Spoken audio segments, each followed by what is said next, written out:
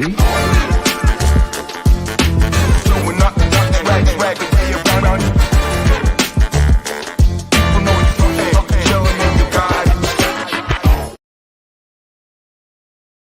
up, everyone? That's a new intro. I haven't even seen it yet. It is August 28th. I am fresh from Vegas. I am here with Jay Tuck, host of CFO, to talk some Dallas Cowboys, something I don't do a lot on the show. How's it going? Good. I saw you having a good time out there in Vegas, betting by the poolside. I wish I was there, but I'm excited. We're gearing up for football season. A lot of people are. So we got these final 53 cuts tomorrow. Then after that, it's all systems to go. Headed towards 10 days away. Very excited. You guys had some exciting or not so exciting. I don't know your opinion yet on the situation, but that former third overall pick, Trey Lance, you guys traded for him for a 4th round pick. Dak didn't seem super amused. Talk to me a little bit about it. Yeah, so I had a better reaction than Dak Prescott. I was super excited about it because the one red flag I really thought about when it comes to this team is what could derail this season. And if something was to happen, because since 2020, Dak has had injuries every year. I just wasn't a believer in Cooper Rush, even though he won games last year. So I feel like the backup quarterback position was a position that we needed to address. And when they made the move for Trey Lance, of course, I had to double check, triple check. But once Adam Schefter really confirmed, I was like, oh, man, this is major. And it's major for a few reasons, not just from the backup standpoint of this year, right? But it kind of gives you an insurance policy. If something was to happen with Dak, they're in contract negotiations. We know what that can always lead to, holdouts, different things like that. So I think that Trey Lance is a young quarterback who just hasn't been given the proper opportunity in coaching. So I'm excited to have him. And I was shocked the Cowboys pulled it off. Yeah, I was shocked. Also, obviously, had a couple of drinks in me, but was like, that. It's just not the team that I thought he was going to. But at the same time, you're not really risking that much to do this here. And then, it's a good move for Trey where he can kind of sit behind a seasoned vet and hopefully learn some and kind of get a fresh start that he hasn't necessarily. He really hasn't gotten the best chance to really develop yet. So I think the move was, I was a little bit critical to start, but when you sit back and sober up a little bit, you realize that it really wasn't that bad of a move. Right. It's zero risk, high reward. So, I think the thing with Trey is if you go back to North Dakota State, he only played like 17 games of football. Yeah. And so that was kind of the COVID year. The 49ers sold the future to come up and get him, and they didn't want to develop him. So it's like, it's really on the 49ers that they didn't develop. But Mike McCarthy is a quarterback coach, and he's been trying this experiment. He tried it with Ben DiNucci. That failed. He tried it with Will Grier. That failed. So he went actually out and got a guy that he can actually sit back and develop. And I think that if Trey Lance gets the proper coaching, the skill set is there. You just have to be patient with them. So I've been trying to teach Cowboys fans as far as what does this mean for Dak Prescott this year? Absolutely nothing. I mean, the only way you could see Trey Lance is probably in a few different packages, or Dak Prescott, would fall off the face of the earth and has become one of the worst quarterbacks in the NFL. They might make that adjustment. Or if there's a situation where Dak gets injured and Trey Lance pulls a Dak Prescott on Dak Prescott. But outside of that, there's no quarterback competition, anything like that. Now, next year, it's a whole different topic, a whole different discussion. But as of right now, I think that Trey Lance will be seen kind of sparingly in Dallas. Yeah, and we've seen over the years, especially last year, how important that backup quarterback, position is. We've seen teams and what happens and how it derails their season if you don't have someone that can be at least solid and come in and step up. I don't know if Trey Lance is necessarily in that position where he'd be able to come in and keep things afloat. Maybe he can, but I think for him, he's in a good spot to sit behind Dak and put himself in a good position, maybe moving forward. Talk to me about the Dallas Cowboys season in general. Right now, 15-1 to win the Super Bowl. You already have your hotel booked. Are you looking forward to going to see a Dallas Super Bowl, or where are you at with Dallas this season as a whole? Well, I'm booked for the Super Bowl because there's two things I love, right? I love the Dallas Cowboys and I love Las Vegas. So I was going regardless. Now, if the Cowboys decide to join me, then it is just what it is. But, I feel like when it comes to the Cowboys this year, the reason why a lot of Cowboys fans, self-included, is very excited because we're doing things out of the norm. And what I mean by that, Steph, is like, We know that we had a hole in our boat when it comes to our wide receiver core last year. Boom, you go get Brandon Cooks. Our cornerback 2 position was kind of when it comes to Anthony Brown and some of those other guys. Say, you know what? Let's fix that. Let's go get Stephon Gilmore. We know what our run defense was last year. They spent a first-round pick on Mozzie Smith, and then now we kind of see what our quarterback room looked like. They went and got Trey Lance. So I feel like for me as a Cowboys fan, this is what I've been asking for the Cowboys to be proactive versus reactive. If we did and got Brandon Cooks last year, then maybe I wouldn't have been chanting OBJ at a Mavericks game, right? But they didn't do that. They kind of set back and rest on their hands, and we saw Philadelphia be very aggressive, and they ultimately ended up winning the division and going on to the Super Bowl and lose. But so I like where the Cowboys are going. I feel like we're a very talented team. They signed Trayvon Diggs, which is major. One of the biggest acquisitions that not a lot of people talk about is bringing Dan Quinn back, because I thought Dan Quinn might have just been a goner. Like, okay, we got Dan Quinn, he's a goner, so bringing Dan Quinn. So this offseason, I give it an A++ from the Cowboys standpoint, but of course, it means nothing if it doesn't translate on the field, and we'll see what happens, week 1 versus your New York Giants. Yeah. Dak hasn't lost to the New York Giants since 2016, so I won't get too excited. I did place a money line bet on the Giants, which is something I never do, but I was in Vegas. So, I get ahead of myself. I think that's a big game for, my New York Giants. What do you think about losing Kellen Moore? Like, is this going to be a team that is trying to run the ball more? Because now they have Brandon Cooks. What is that loss going to do for you guys? Yeah, I think Kellen Moore going on to the LA Chargers was addition by subtraction. At first I like Kellen Moore because when you look at the Cowboys offense, you see, go to ESPN.com, one of the top scoring offenses in the league and all these yardage. It's like, okay, that's Kellen Moore, right?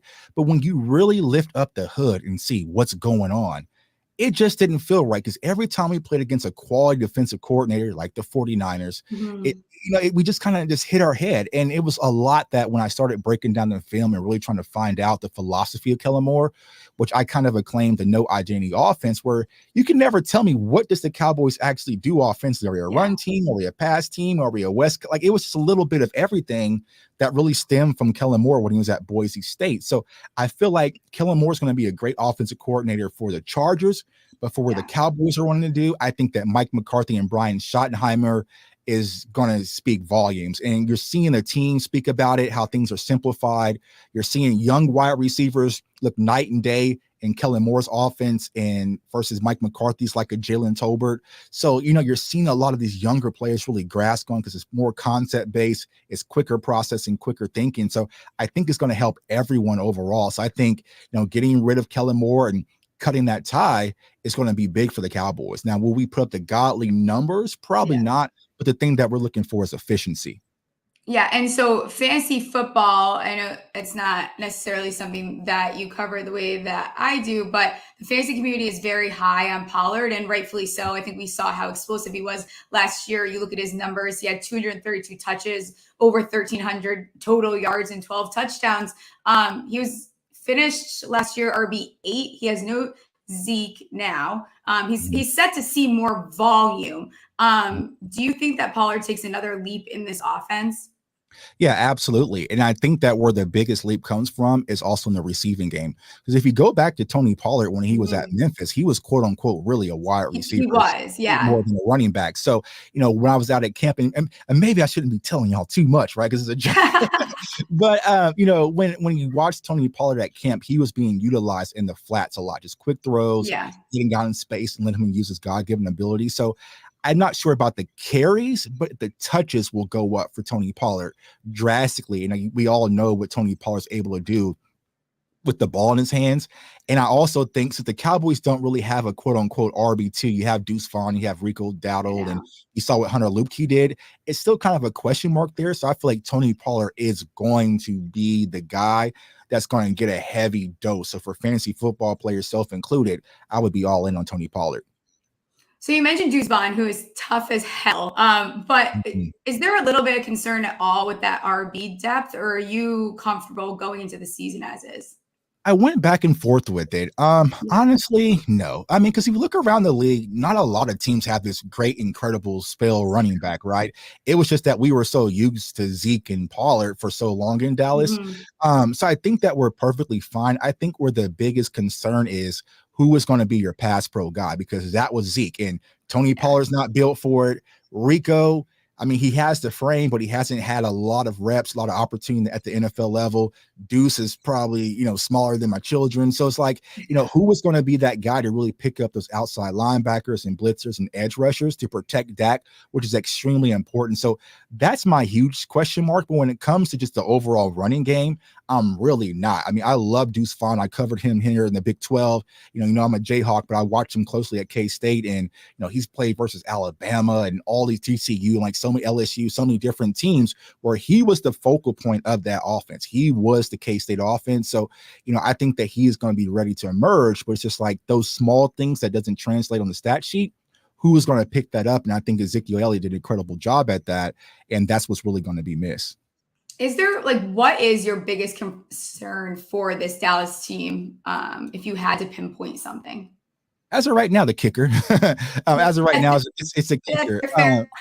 Yeah, so Brandon Aubrey, who's a guy that we got out of USFL, I think he's from Notre Dame, and watching him and Tristan Fiscano, who we cut at camp, they both were wide left and wide right. They were kicking so many souvenirs, almost brought a few home, right? So, once they kind of got deep around 50, it was a coin flip. So that's one of my biggest concerns. So we're just like, okay, this is the last patch in the boat.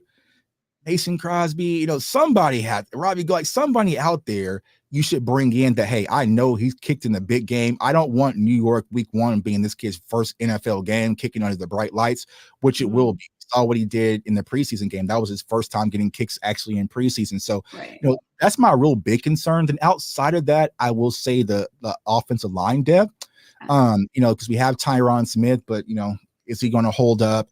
Zach Martin came back, thank God. But outside of that, you get very young with Austin Richards, who we drafted in this past draft out of North Carolina. Then you have TJ Bass, who's emerged from an undrafted free agent to pretty much with the starter as our second backup right guard. So, it's a lot of unknowns after that best 5. And, we had a lot of different injuries across our offensive line. So that's going to be my 2 red flags as of right now.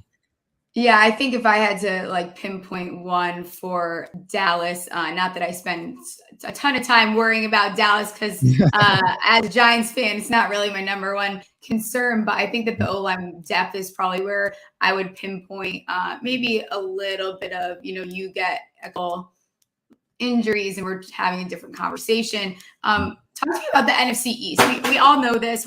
You hear it nonstop. No one's repeated in 20 years. The odds right now, Philly is the favorite at -135.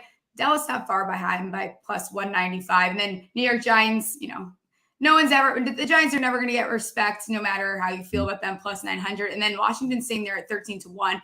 I think people are very impressed with Washington and how they looked in the preseason. I don't know that I'm going to get as excited for them as everyone else is, but where are you at? Yeah, I think the NFC East is going to be much tighter than a lot of people expect. I know it's kind of like Philly and Dallas, which I've been trying to tell people, but I feel like the Giants are going to be a very capable opponent to win the NFC East. Now, it's an uphill battle, but, there's a lot of addition that the Giants did, right? From Waller, which we talked about, numerous occasions. And then, even though Jalen Hyatt slid in the draft, like that's a weapon. Like, so you're adding more weapons, Cole Beasley, and then you just got Isaiah Simmons. So they're kind of loading the clip. And I don't want to act like I'm bashing Jalen Hurts because he's a phenomenal quarterback, but I think the blueprint we saw last year is that, hey, if we load just a decent to average kind of quarterback with tons of talent and help them the defensive end, how things can easily change with your franchise. So I think that's what the Giants are doing. And the thing that has me most concerned about the Giants that not a lot of people think about is the coaching staff. I feel like the Giants coaching staff is much better than the Philadelphia Eagles coaching staff. So I think there's going to be a much tighter race where it's not going to be those gimme games where it's like, oh, we play Washington, we're good, because Washington with Sam Howell, Sam Howell got a job just by kicking our teeth in that game, so it's like it's going to be more of a competition, which for me personally I like, because I feel like we're going to be more battle tested by the time we get to the playoffs. So, but I feel like it's going to be a tight race. If I had to lead, of course, I'll probably go with Dallas. But I would not be surprised if, we're all fighting or scrapping around Christmas to get that, NFC East #1 spot, to be honest with you. Yeah, and last year, I mean, the NFC East, like the division as a whole, had very soft schedules. I don't think that anyone, we're all in agreement that maybe not Philly fans, but that's their own issue, and they don't want to come to terms with it. That's totally fine. But I think they don't want to come to terms with a lot. But I think that all of these teams are just improving as a whole. I'd rather the NFC East be competitive. There was a couple of really rough years where there was no competition. Some of these teams are just stomping the others out. I think if Washington, Sam Howell, I need to see more. I think Sam Howell could be the guy. Maybe he's not the guy. I think there's also a very good chance that this team ends up, getting to week 7 and they're like, maybe it's time to change up the coaching staff. Maybe we should be looking towards the draft and getting our guy and kind of starting clean. But I think, you bring up the coaching with the Giants, and I think that's where a lot of people, they want to take the Giants under, and I get it. But I think that you sneak out a couple more wins just because of Dable. So there's things to be concerned about with the Giants as a fan. The O-line depth is a bigger concern than a lot of people want to admit. But I think Dable alone, like, he gives you a little bit more of an advantage, where I think you're going to see the Giants maybe win a few more divisional games than they have in the past. Right. I agree. I think the whole division is going to be scrappy. Now, I will say this. We all know our division could be Jackal and Mr. Hyde, where we're expecting the NFC beast. Like we winning like 6 or 7 games, right? But, I just think like overall, it's a much thinner margin, because I think that Washington, even with Sam Howell, they had tons of talent. Like, one of my biggest concerns that kind of had me worry was like when you kind of saw the rumors with Lamar Jackson possibly going. I'm like, oh, I don't want that's just too much, right? Yeah, no. If Lamar Jackson would have came to Washington, because they have talent with McLaurin and Dotson, and so like the list goes on, and then plus with Eric Bieniemy, he's going to bring some creativity. He's going to bring some fire to that offense. So expect the unexpected. So once again, I think the NFC East is going to be a lot more competitive than the previous years, just all around for the last 4 or 5 years, where it's not just 2 teams. It might be 3. Because honestly, it would have been 4 teams in the playoff last year. Washington just enjoys the party. Like, there's almost going to be that situation. So going to make it stressful, exciting football year. Yeah, it will be. Let's talk about the Cowboys win total. You can still get the over 10.5 at plus money. It's at 9.5 right now. I see the argument for them to go over that 10.5. I'm not betting on no Cowboys over though. But I think do it for me. Like, everyone is it's very fun to make fun of Mike McCarthy, as any fan base. It's been an ongoing thing. He takes, he catches a lot of strays, but at the end of the day, he's delivered back-to-back 12-win seasons, and they only went below like a 9.5 wins when Dak did miss 11 games. So you look at their defense, and I'll give out a couple of my bets I was going to talk to you about, but like Micah Parsons, I don't think people sometimes realize truly how good he is and how much of a difference he can make alone. And I actually loved the addition of, Stephon Gilmore. I think that that's going to make a difference. How many games do you think the Cowboys are winning? I got us pretty much like at 12, 13, I would probably say.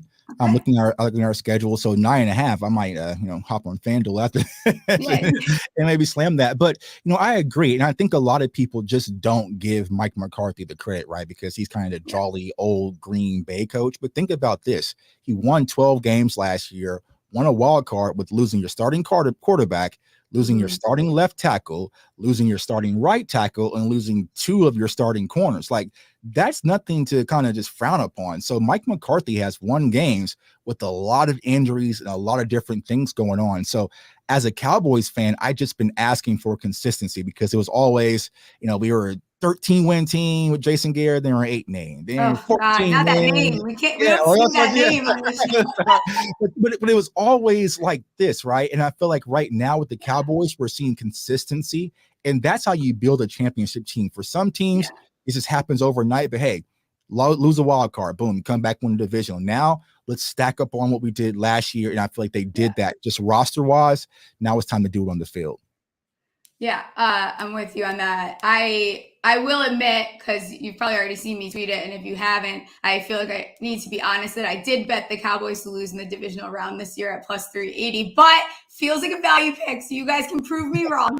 I have bet, some positive Cowboys bets. I'm not going to touch their win total, but CeeDee Lamb is one of my favorite receivers in the league. For him to have a 1,000 plus receiving yards, it's minus 185. He's hit this 2 out of the last 3 seasons. When he missed it too, that was the year that Andy Dalton was playing. I'm pretty sure last year without Cooper, he was well over this number. Is there a reason to be concerned with Cooks there that this doesn't hit? And I guess you kind of already talked to me about how they're not going to run the ball probably as much as I think they're going to, which was my second concern. Yeah, no, not at all. And I feel like actually, even with Cooks, it's only going to help CeeDee Lamb, because if you go back to the 2021 season when it was Lamb, Gallup, and Amari Cooper, like that was Dak's best season, right? And CD had one of his best statistical numbers that year as well. So, I feel like Brandon Cooks is just going to take a lot of the focus off of CeeDee Lamb, where you're going to get a lot more favorable matchups where it might be CeeDee in the slot versus a team's third best cornerback. So I think it's only going to help. I think the Cowboys might have 2,000-yard receivers in Cooks and Lamb. And I think Michael Gallup, coming off the ACL from last year, he looks a lot healthier. Yeah, he'll probably get close in grabs.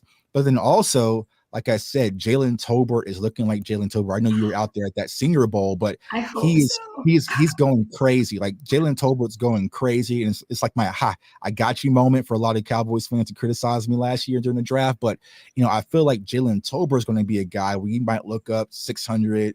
Kind of that Cedric Wilson type role. Yeah. So I expect, with this offense, because it's going to be getting players the ball in movement and in space. It's not going to be a lot of stop routes. And so I expect a big season from our wide receiver core if healthy. So I would definitely take that bet for CeeDee Lamb. Yeah, love it. Okay, I'll give you 2 more that I bet before I let you get out of here. And, talking to a lot of Cowboys on here, people are going to start being like, what's going on? This is the Cowboys. So one of the first bets I did take, this was, this line's moved significantly, but I got Micah Parsons Defensive Player of the Year at plus 700. That line has already moved to plus 500. He's been runner up like the last 2 seasons, 26.5 sacks in those first years, like in the league, which is 6th all time in the NFL. And his sack total is 13.5 this year. So I took that over too. I think that he's going to continue to develop. He had 13.5 last year. You get nice plus money on that. But I'm sure you're expecting a big year out of Micah. I'm expecting a great year out of Micah Parsons. Micah Parsons has single-handedly just disrupted training camp, where it's like, take him out so we can get some plays. Like, like he's just been on a mission. And when I talked to him briefly when I was out there at camp, he was like, I'm locked in to prove I'm the best in the world. Like, not just best defensive player. Like, he wants to be the best football player in the world. And he's had that mentality. Like, that's the thing I love about Micah Parsons. You might see him overseas, at a game with Messi or something. Then he's like at a white party with Tom Brady and LeBron James. And then after that, he's with, Andrew Witt. He's working on pass rush moves. Like, he is always just moving, but he's always locked in on his craft. And I think that this is going to be the year where things really just slow down for Micah Parsons. And he's like, okay, I've seen that before, right? Because last year, what kind of threw him off is like, okay, they started throwing double teams this way. They started running the RPO this way, kind of just, disrupting him a little bit. But since he's seen that, it's going to be like, okay, like he put on some extra size. They've done it to him frequently at practice to get him ready. I feel like Micah Parsons is going to wreak havoc. Now, will he win Defensive Player of the Year? I don't know, because there's a lot of favoritism, different things that goes into that. Yeah. But he's definitely going to be in the conversation, because he is locked and loaded on, all things that proving the world wrong. Like, Micah Parsons, like the one Cowboys player who gets all the credit in the world, but has the biggest chip on his shoulder. You're like, I'm proving all the doubters wrong. Like, what doubters wrong? The guy, guys that have that mentality tend to always play that way too, and that's why they end up being some of the best athletes that we see. Right. And he's just so likable too, and I think it's impossible, even as a Giants fan, to not respect his craft and respect just him as a person, because he's very funny. Like, I love a guy that can be very personable too. And I feel like he is that way. People love to play with him. You just saw him messing Tom Brady the other day. He is likable. So I could be nice about the Cowboys. Your community knows that too. Like, come on. I could be very respectful. Before you get there, it's always great. I'll have to have you on before week 1, we'll have to do something again. But is there another team, like, what's a team in the league that you are higher on than, you know, the majority? Because you are very good at making a lot of these calls. So I'd like to get your take on a team that you think people are too low on.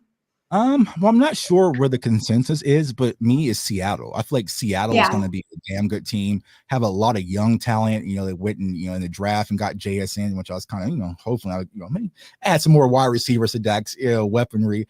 But you know, you had JSN. Yeah, I can't have them all, right? So I feel like the Seattle Seahawks is going to be a very good team. That's kind of, you know, flowing through the radar. But I feel like once we get to like kind of playoff talk, they'll be there. The Saints also, I feel like they're going to be a good sleeper team to kind of be in the thick of things that a lot of people are talking about.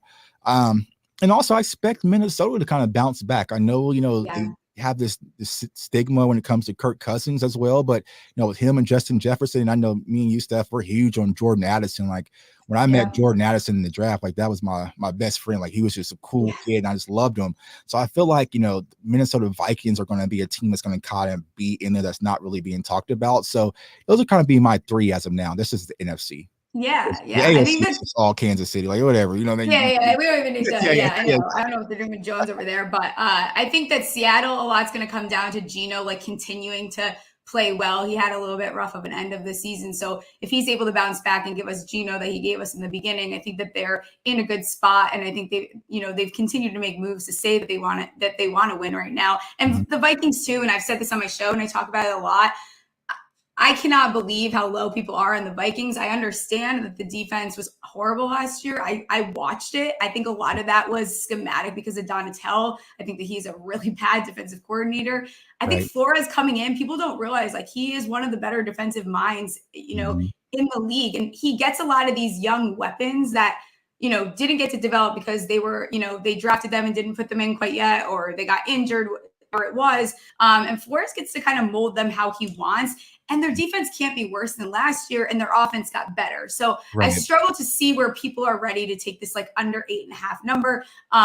You know, they're just one of those teams that's going to end up winning 10, 11, 12 games. You know, are they a team that can make it very far in the playoffs? I don't think that they're there, but I do think that they have enough to win a lot of football games. Yeah, and another team, you know, we'll get to see them opening nights, the Detroit Lions. Like, are they just the cute little Lions? You got some little young talent that, you know, you kind of talk about, or are they for real? And, you know, I think that the opening night is going to be their opportunity to kind of prove to the world, like, you know, they're for real, because they got a lot of talent, even though they like to bet. You know, they're probably watching the show, the bets in Detroit. But it's like, you know, I feel like they're going to be a team that you probably need to watch out for, that the Cowboys kind of play late in the season. It's like, oh, we played Detroit, and all of a sudden, you know, get clipped, and all of a sudden now the Giants are just one game behind. So it's one of those types of things when it comes to the NFC. It's going to be fun. It's wide open division and conference as well. So, you know, for us, it's just make the best team win. Got to stay healthy. Exactly. Absolutely. You're the best. Let everyone know where they can find you. And we have to do something again before we play. Oh, yeah, absolutely. Absolutely. Thanks for having me on. This is a blast. You know, every time we link up, it's a fun time. So you can follow me on all social media platforms listed below at JTuck151. That's X, right? Instagram and TikTok. But my YouTube channel, CFO Sports, is where I do a lot of content, even though it's based around the Cowboys. We do weekly shows. We're going to have guests from other teams come in, kind of do breakdowns. But we also do a lot of NFL draft stuff. So everyone's welcome. Come over there, have fun. We do film sessions, you know, just have a good time and talking football, doing what we love to do. So I appreciate all the support for everyone out there, and we'll definitely do it week one as we got it. If you are not, go subscribe to his YouTube channel. It's fantastic. Especially he's one of my favorite people to bounce stuff off about with the draft. So gosh, we'll get you on soon. Yeah. I won't say go Cowboys, but hopefully we'll beat you week one. See you later. Thanks. Bye. All right. Hey, that was great. What's up? How's it going? How you feeling after? Isn't he great? Yeah, that was great. That was the most you've ever said positive about the Cowboys. I did my best. I'm always respectful. I'm always respectful. Yes. Yeah, absolutely. Yeah, that was great. Yes, we spent time in Vegas last week. That's the second time Steph and I have hung out, and it was a good time. We have I listed some stories that we could tell from our Vegas trip. Oh, no. But also, we have a quick question. Okay. We only got one question, but it was based off of our new upcoming schedule. so we can watch games on your feed. Now that's Chris Gross. That's in response to you tweeting that we're going to be live streaming Giants so that would games. Be illegal. So that would be illegal. That would be illegal. And I would get sued. But I will be streaming during the games. We're going to kind of iron the details to that out. Some of that might be on TikTok. And then depending on if it's a game that I'm attending or traveling for, obviously it's not going to be every game, but a majority of games I'm going to make a point to be streaming during them, which should be very entertaining for everyone. Probably not as entertaining for myself, but yeah, right. We'll have guests on with you watching the game. We'll do some of them on TikTok, some of them here, depending on how we go. And our new schedule is we are live streaming every day, not every day, sorry, Monday, Wednesday, Friday. Make it easy, Ryan. Take it easy. Monday, Wednesday, Friday, 3 p.m. Eastern time, noon Pacific time. But we'll have new videos going up every day. So always be checking our YouTube channel. We'll be having lots of stuff, lots of content.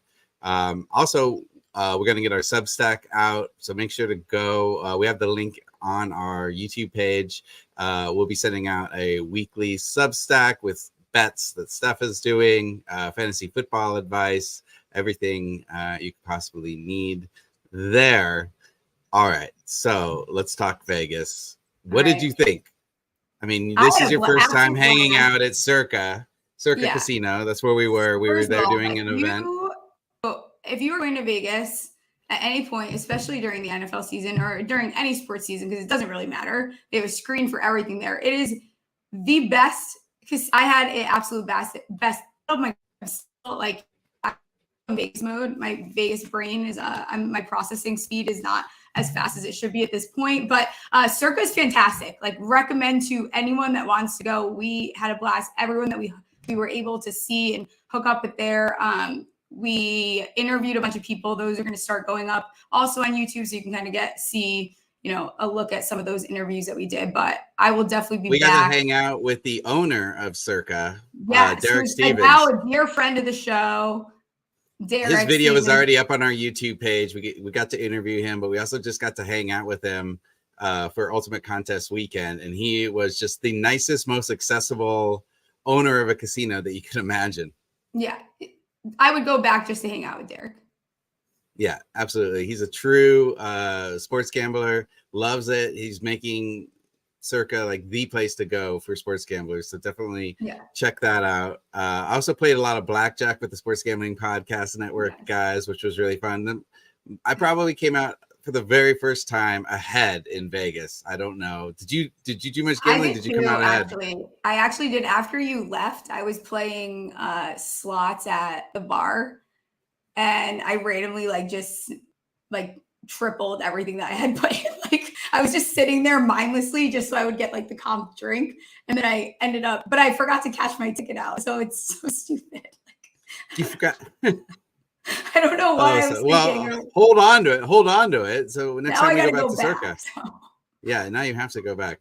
Yeah. Steph was a little bit, she came into Vegas with Vegas brain a little bit already. You forgot a number of things to pack, including a bra. So I had to, we were running late one day. I had to go to Calvin Klein outlet store to buy you some bras. I'm a producer to the end. So yeah, that's true producer shit right there. We did not have an option. We had an interview coming up. I wasn't going to do an interview with the owner of a casino without a bra on. So made sure that got happen. There a lot of events during it. And then my computer broke.